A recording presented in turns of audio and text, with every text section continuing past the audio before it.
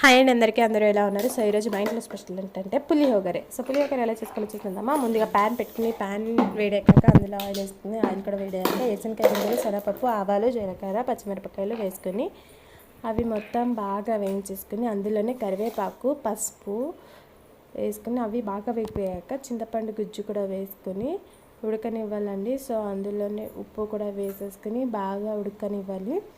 ఆ తర్వాత అందులో పులిహోర పౌడర్ కూడా వేసుకొని బాగా నూనె పైకి తేలేంత వరకు బాగా వేయించేసుకోవాలండి.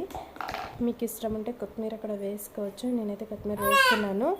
సో బాగా వేగిపోయాక ముందుగా వండి పెట్టుకున్న అన్నం వేసేసుకుని బాగా కలిపేసుకుంటే ఎంతో టేస్టీ అయిన పులిహోర రెడీ.